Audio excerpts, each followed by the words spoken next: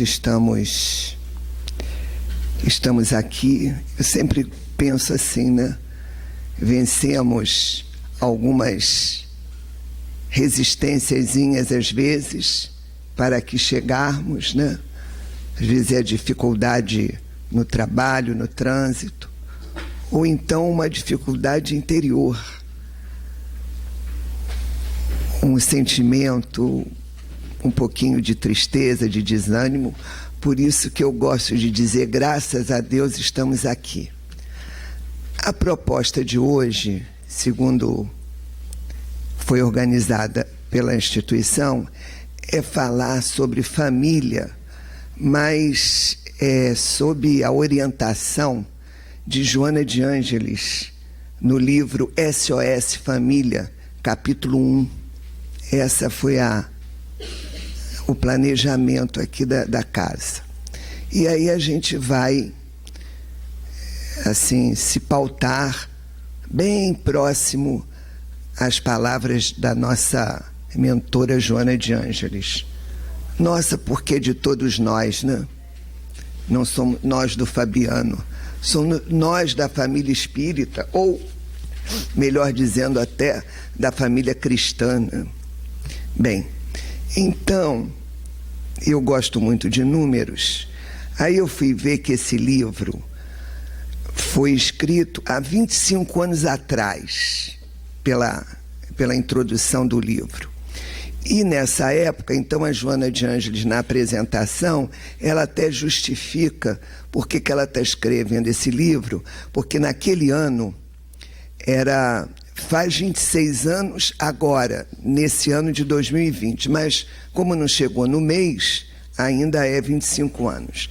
Então, naquela época, a Organização Mundial das Nações Unidas, então, ela, naquele tempo, aqueles anos atrás, naquele ano, era o ano Internacional da Família.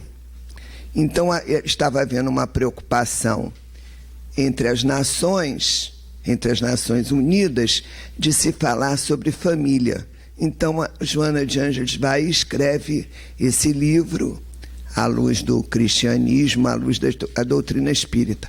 Eu achei curioso, eu gostei de saber, porque esse livro é bem, bem antigo, então há 25 anos atrás. E no capítulo 1, ela começa a fazer, é uma introdução, porque é capítulo 1, né? Capítulo inicial, ela faz um apanhado geral da família.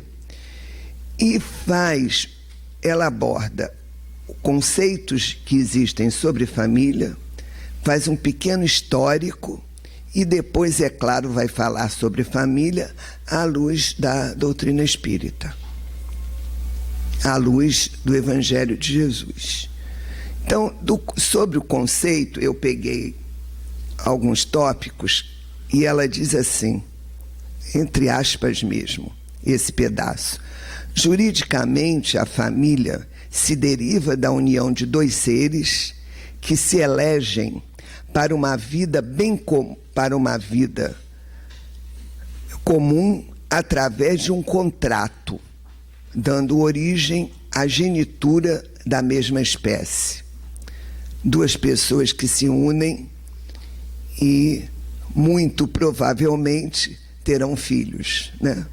Porque nem sempre dos casamentos, mas nem por isso deixa de ser família. Mas a família nasce da união. Então, esse é o aspecto jurídico. Então, aí depois ela fala à luz das próprias concepções. Então, ela diz assim: a família tem suas próprias leis, as regras de bom comportamento, leis de recíproco respeito entre os seus membros, visando a perfeita harmonia sob o mesmo teto. Então, é um dos conceitos de família, né? Existe uma regra, e claro que as regras familiares vão ser de acordo com o grau evolutivo das próprias famílias, não é? É muito comum, quando nós somos mais jovens e que a gente conhece a família do nosso coleguinha, por exemplo, de escola, ou do nosso coleguinha da vizinhança, aí a gente começa a perceber algumas diferenças, às vezes, né? Na disciplina, tem famílias que são mais disciplinadas, nos horários, por exemplo. Tem famílias que o modo de se falar com os pais é mais reservado. Então, realmente existem regras. A família tem as próprias regras. E é claro que essas regras, à medida que se evolui, ao longo dos anos, lentamente, elas se aproximam, vamos dizer assim, do ideal planejado por Deus para que seja realmente uma família. Aí ela diz assim também: a família é um grupo de espíritos normalmente, e eu estou frisando normalmente, ela não frisou não, eu que estou frisando. A família é o grupo de espíritos normalmente necessitados, desajustados, em compromisso inadiável para a reparação graças à contingência reencarnatória. Aí, já no conceito de família, à luz da doutrina espírita, ela já vem nos sinalizando que, via de regra, somos espíritos desajustados entre nós próprios e, é claro, desajustados, ainda desajustados com a lei divina. Então, esse é um ponto muito comentado, muito divulgado na doutrina espírita, não é? Que a família, Allan Kardec esclarece essa questão sobejamente, e é importante que a doutrina espírita nos sinalize isso, pois, pela razão, pela lógica, pelo raciocínio e por outros fatores, nós nos tornamos conscientes que algumas dificuldades que existem entre nós têm uma razão de ser. E a partir desse conhecimento, dessa aceitação, nós vamos tendo muito mais chances de suportarmos com mais leveza, com mais esperança, as dificuldades entre nós. Porque quem é que não corre atrás da sua própria felicidade? Todos nós. O que foram as bem-aventuranças de Jesus, quando ele usa essa expressão, bem-aventuranças, pelo menos em português, não é? Significando que ele projeta: felizes serão aqueles que, e aí ele vai citando as bem-aventuranças. Porque todos nós queremos ser felizes. Essa questão de dizer, não, nesta vida eu vim para pagar, eu quero pagar tudo que eu tenho que pagar para ser feliz amanhã ou ser feliz na próxima encarnação, não condiz muito com a própria proposta de Jesus nas bem-aventuranças, não é? Então nós temos que, eu penso, né, que vale a pena a gente admitir que a gente não quer sofrer. É porque dói. Certas situações da vida nos maltratam, mas que a gente quer ser feliz, quer. Eu penso, pelo menos foi para a felicidade que Deus nos criou. Então, essa questão toda que eu levantei a respeito da procura da felicidade é porque vem a doutrina espírita dizendo que a felicidade, e isso está no Velho Testamento, está na Bíblia, a felicidade ainda não é deste mundo. E o Espiritismo diz, não é?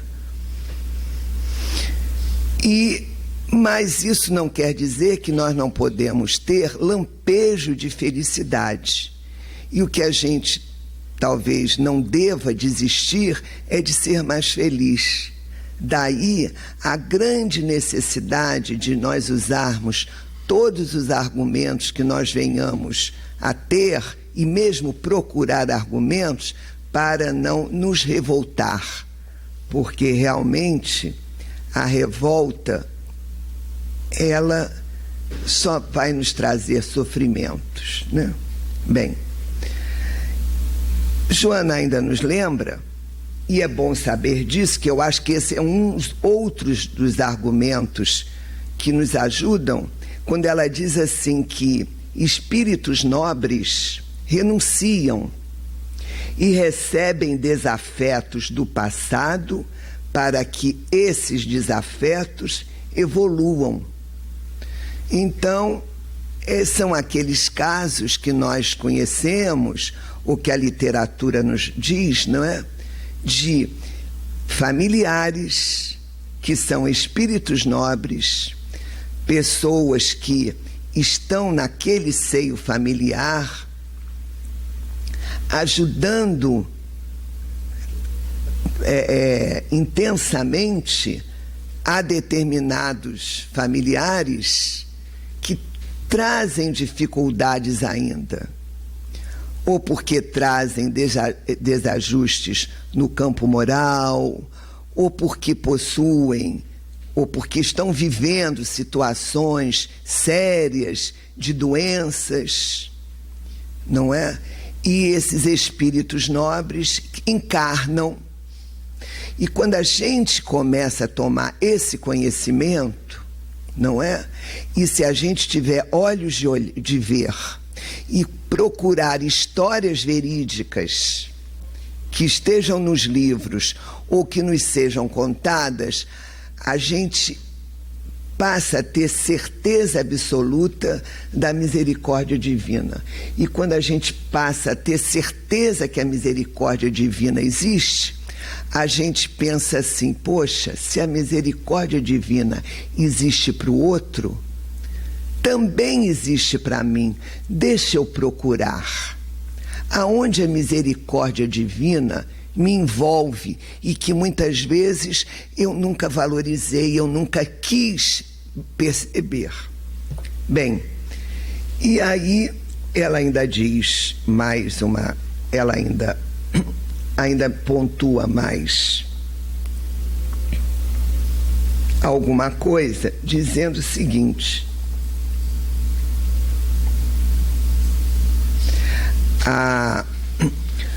quando a família se põe em perigo, sem dúvida a sociedade está a um passo do malogro. Aí é ela dizendo a influência que a família tem dentro da sociedade. Porque é fácil entender como uma pessoa que tenha muitas dificuldades familiares no campo moral, né, vamos dizer assim, em raríssimas exceções, essa criatura vai poder ser um cidadão mais completo, mais que contribua.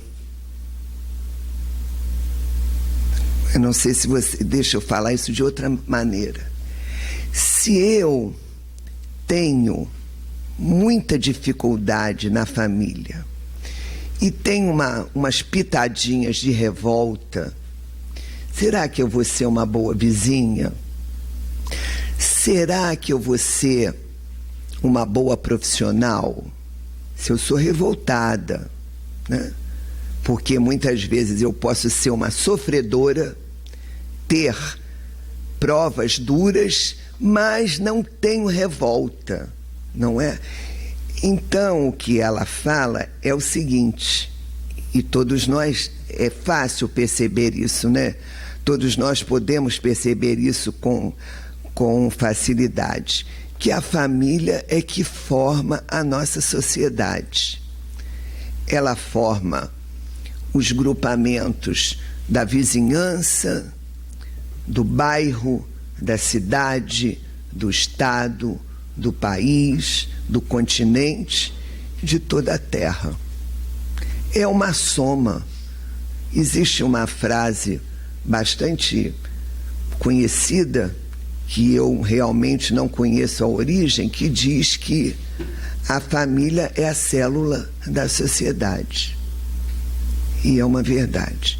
Bem, então aí a gente vai vendo, muitas vezes nós tomamos conhecimento assim de cidades menores, onde as famílias as boas famílias se relacionam bem dentro dela, dentro de si mesmo, e como a cidade, o lugarejo é menor, há um intercâmbio bom naquela localidade, e aquela localidade, que é um bairro ou uma cidade pequena, ela produz efeitos, ela tem ações que a gente ainda não consegue na cidade grande, porque há uma variedade muito grande, uma gama muito grande de tipos de família.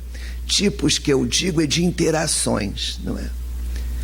Bom, depois também, nesse capítulo 1, a nossa benfeitora, ela faz um histórico sobre a evolução da família.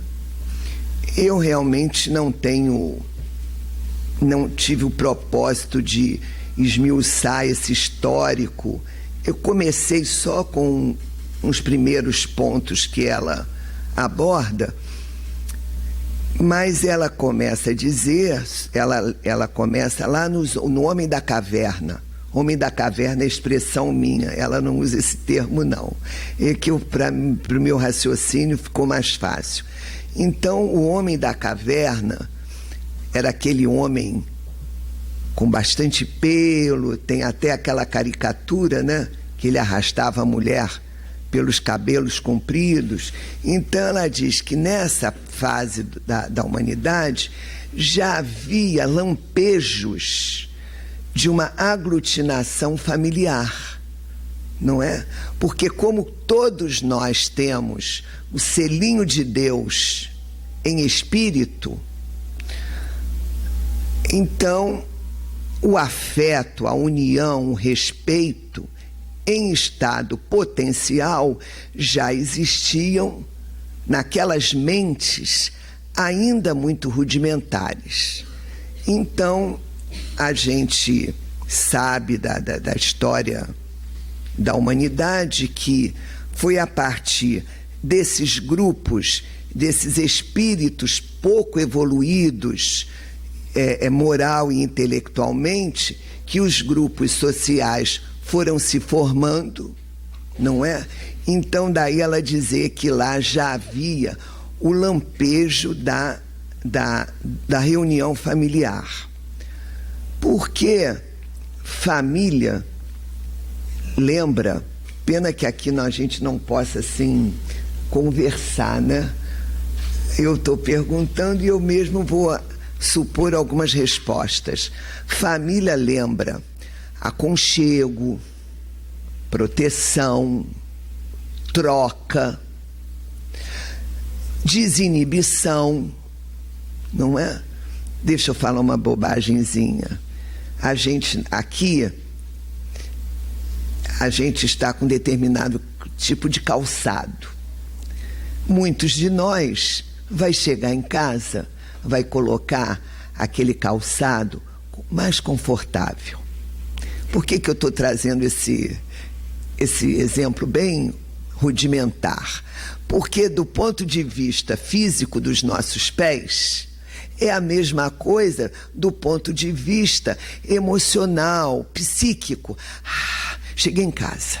Esse cheguei em casa é esse sentido, não é, que todos nós almejamos por estar em família. É sempre assim? Nem sempre. Mas a nossa meta, o nosso norte, como espíritos em evolução, é esse, não é? O lugar onde a gente possa chorar e ser compreendido. Ou melhor ainda, lugar onde a gente possa, se confessar de algum desengano cometido e ser compreendido, não é? Isso eu acho que é o que todos nós desejamos. Ou então também, pelo outro lado, é o lugar onde nós queremos orientar não só os nossos filhos, mas como cônjuge. Meu filho será assim o marido, né? Meu filho, ou meu filho mesmo, né? Não faça isso, não. E nós sabemos, tanto o cônjuge masculino quanto o cônjuge feminino, quantos bons conselhos eles podem trocar a ponto de, no dia seguinte, aquele que chegou em casa naquela noite desanimado, sem esperança, saia de casa no dia seguinte, porque teve uma boa conversa lá com seu parceiro, com a sua parceira. Então, esses são os aspectos bons da família, que a própria palavra indica. Assim como nós dizemos assim, não, mas esse ato é um ato humanitário. Ou quando nós dizemos, esse ato é um ato desumano. Então a gente tem a figura humana como paradigma. Aquilo é próprio do homem ou aquilo não é próprio de um homem. Daí a palavra humano e desumano. E a mesma coisa a palavra família. O sentido me parece, dessas coisas que eu falei para trás, né? Da intimidade, da troca, da confissão, do pedido de orientação. E nós precisamos disso para crescer psiquicamente, não é? Bom, aí ela diz assim que, fazendo esse histórico, ela diz que no Oriente Antigo, no Oriente da Antiguidade, passam a existir as regras do comportamento.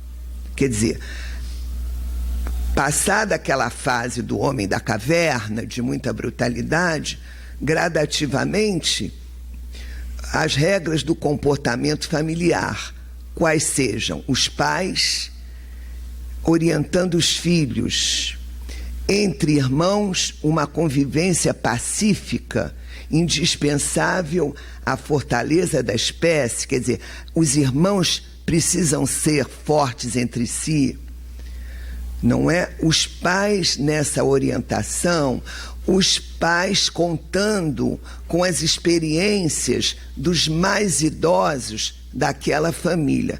Então, essas regras começam a ser formadas.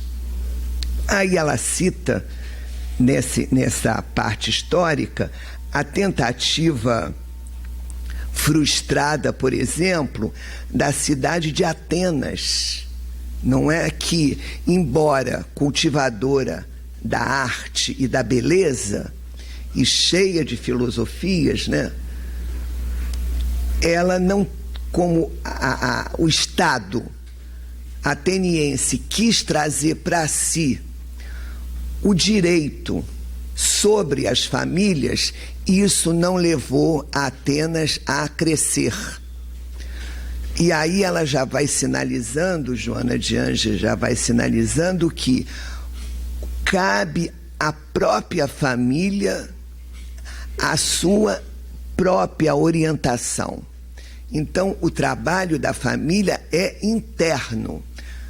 Segundo Joana de Ângeles, e vocês podem checar, não cabe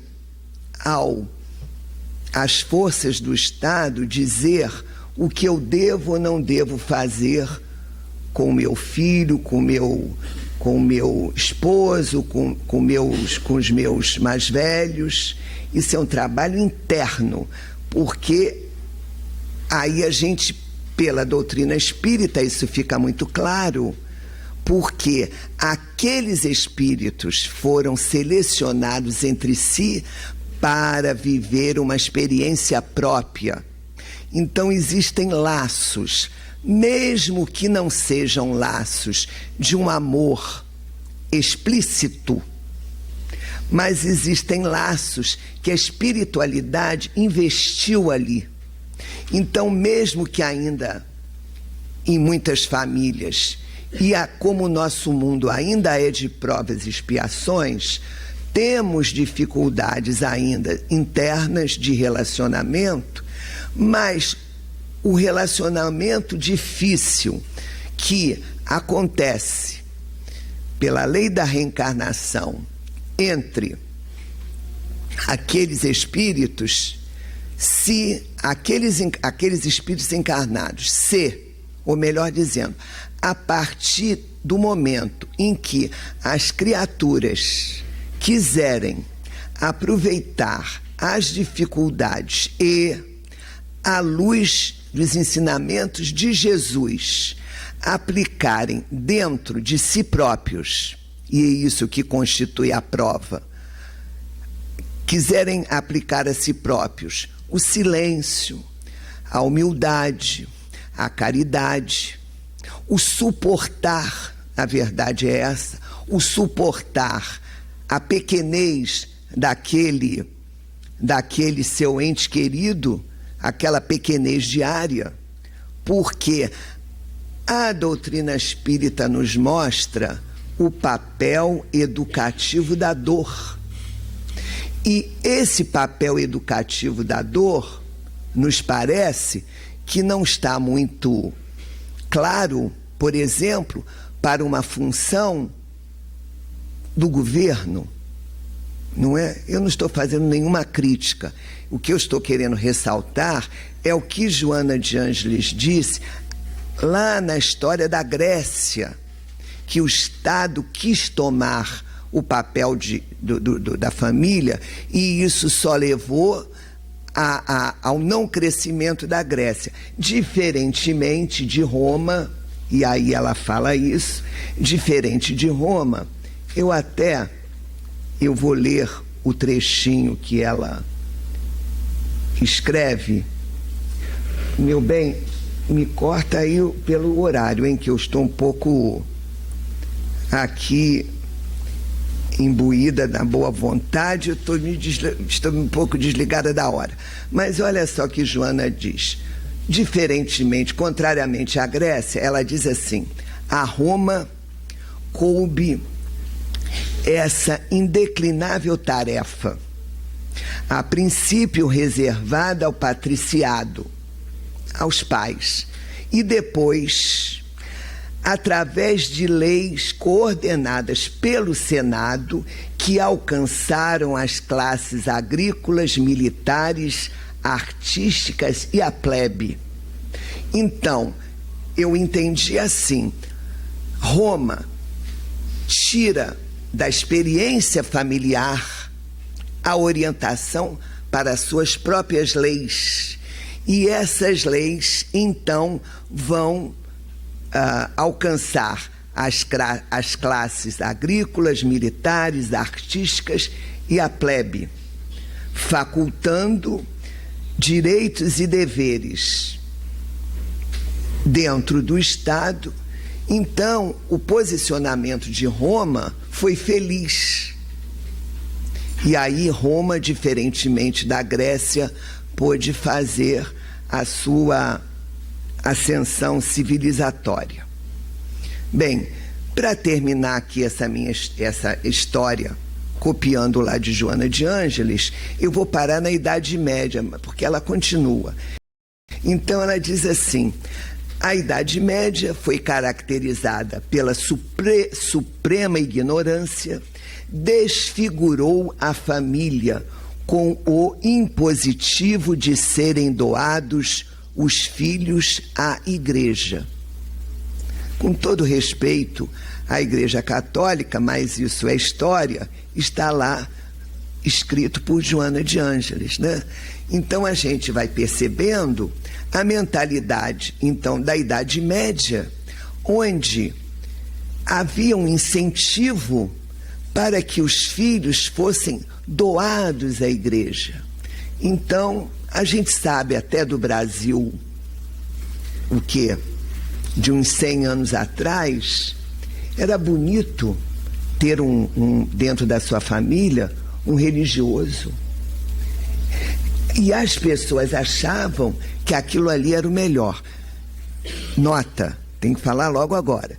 Nós não estamos criticando a essa postura, mas eu estou lendo que o que Joana diz que a suprema, a Idade Média caracterizada pela supremacia da ignorância, desfigurou a família com o impositivo de serem doados os filhos à Igreja. Era uma mentalidade da época. Mas, meus amigos, com a encarnação, ou melhor, com a reencarnação, o que não é consertado? Tudo, dependendo da nossa boa vontade, né? Porque nós próprios, né, que estamos aqui à frente nessa tarefa, não somos melhores do que ninguém. Eu sei lá o que eu fiz no passado, os erros terríveis que certamente eu cometi, mas a reencarnação reencarna aqui, reencarna agora, reencarna depois, sofre um pouquinho, recebe um pouquinho de misericórdia para a dor doer menos, e a gente vai melhorando e a gente vai entendendo melhor o que Deus quer com cada um de nós. Bem, e aí ela chega aos dias atuais e diz assim: modernamente, ante a precipitação dos conceitos que generalizaram na vulgaridade os valores éticos, tem-se a impressão de que paira rude ameaça sobre a estabilidade da família. Aí ela chega aos dias de hoje que parte das famílias estão com seus valores bem abalados. É preciso respeitar pai e mãe? Não sei. É preciso respeitar filhos? Não sei. É preciso respeitar cônjuge? Não sei. É preciso eu colocar em algumas horas os meus interesses em segundo plano? Não sei. Eu não estou dizendo que eu pessoalmente não saiba. Muitas pessoas não sabem o que fazem, não é? Bom, mas a postura aqui não é de criticar. A postura é de relembrar que a doutrina espírita, como uma doutrina cristã, oferece uma gama enorme de ensinamentos, e com a questão da crença na reencarnação, a questão da crença da influência espiritual, com a questão da responsabilidade, ou da lei de causa e efeito, melhor dizendo. Então, reencarnação, lei de causa e efeito,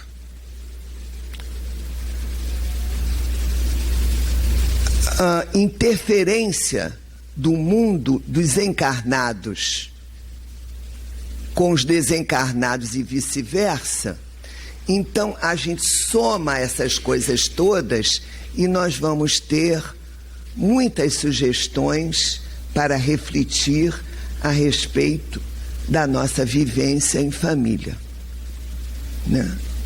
Somos livres, mas somos responsáveis por aquilo que nós fazemos. Tem aquela frase muito conhecida: a semeadura é livre, mas a colheita é obrigatória. Vêm os espíritos amigos, não é? Sempre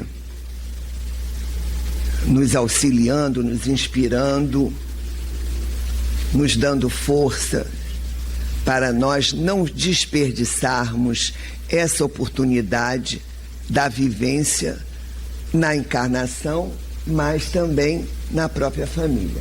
Falta quanto tempo? 5. Bom, tá bom. Então, para encerrar, nós trouxemos aqui do livro Vinha de Luz, trechinhos, já que o tempo está se finalizando mesmo. Emmanuel, no livro Vinha de Luz, tem uma página chamada Paz, que é a mensagem 134, Paz com P-A-I-S, não é paz com Z não, e a seguinte chamada Filhos. Bem, então eu vou ler, já que o tempo está acabando. Ele diz assim, os 2 últimos parágrafos: os filhos são as obras preciosas que o Senhor lhes confia às mãos, solicitando-lhes cooperação amorosa e eficiente. Né?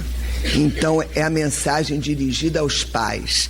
Os filhos são obras preciosas que Deus nos confia.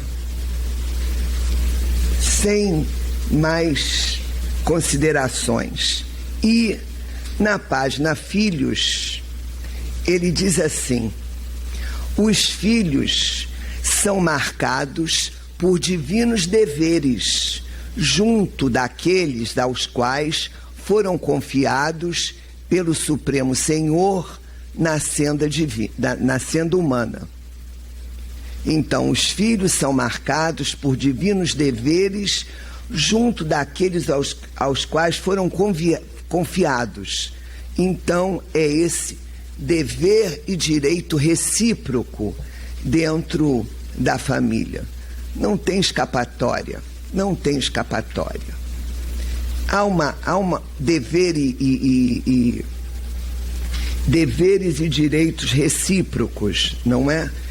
E é dentro desse quadro que a gente tem que se sempre lembrar, nos parece, da misericórdia divina, da ajuda divina, e que possamos sair da encarnação bem mais evoluídos do que aqui chegamos, mas sair felizes, mais ou menos com sentimento, ou melhor, mais ou menos não, com o melhor sentimento do melhor dever cumprido possível.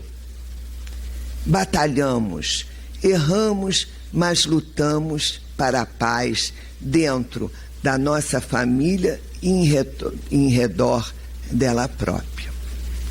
Que Deus fique com cada um dos irmãos. Obrigada.